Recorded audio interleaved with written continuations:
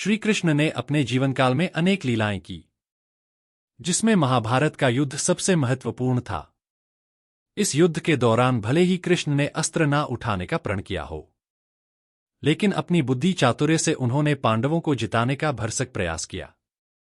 इसी कड़ी में एक लीला कृष्ण की बर्बरीक के साथ भी है, जो पांडवों के दूसरे ज्येष्ठ भ्राता गदाधारी भीमसेन के पोते थे।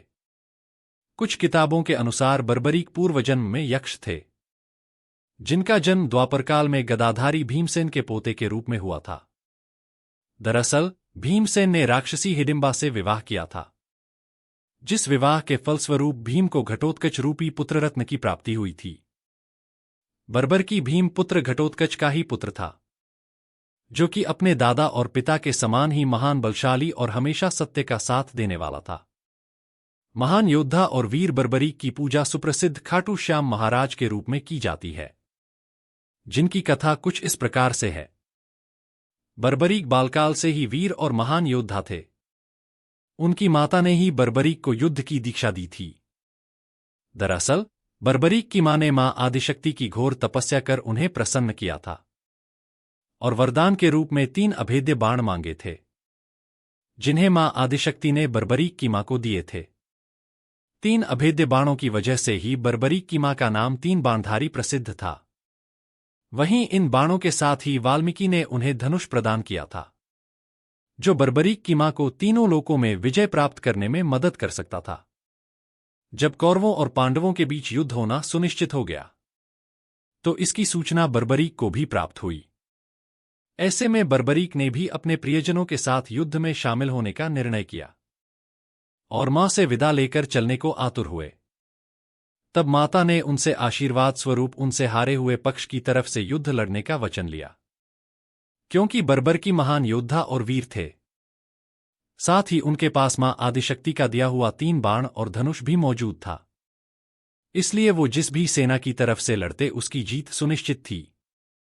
भगवान कृष्ण ये भली भांति जानते थे कि इस युद्ध में हार कौरवों की होगी और बर्बरीक को माता के वजन के फलस्वरूप उसी पक्ष की ओर से लड़ना होगा। इसलिए श्रीकृष्ण ब्राह्मण वेश में बर्बरीक को रोकने चल दिए। बर्बरीक को रास्ते में ब्राह्मण वेश में रोकते हुए उन्होंने बर्बरीक से रणभूमि की ओर जाने का प्रयोजन पूछा, जिसका जवाब सुन ब्राह्मण भेषधारी श्रीकृष्ण ने बर्बरीक का मजाक बनाया और कहा कि क्या वो केवल 3 बाणों से युद्ध लड़ेंगे। तब बर्बरीक ने उत्तर दिया कि केवल 1 बाण ही पूरी शत्रु सेना को मार गिराने के लिए पर्याप्त है।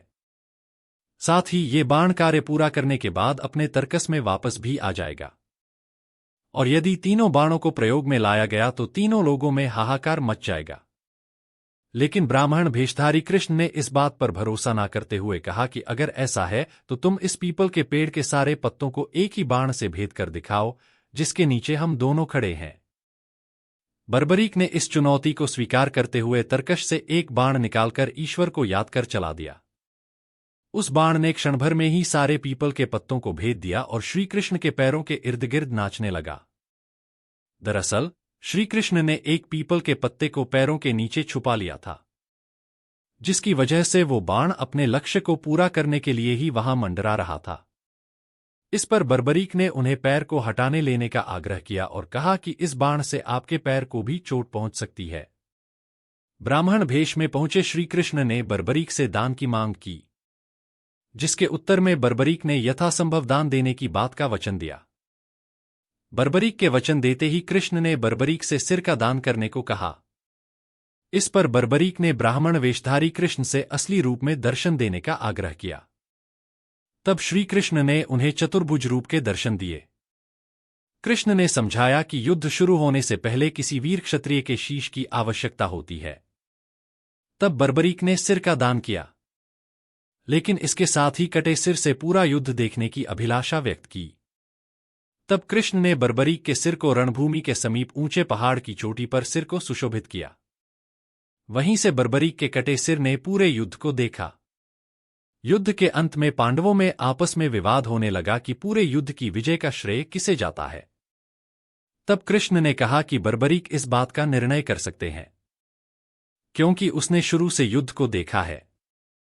तब बर्बरीक के कटे सिर ने श्रीकृष्ण को युद्ध की विजय का श्रेय दिया और कहा कि कृष्ण की बुद्धि, चातुर्य और साहस, निर्णय युद्धनीति की वजह से ही ये युद्ध निर्णायक रहा।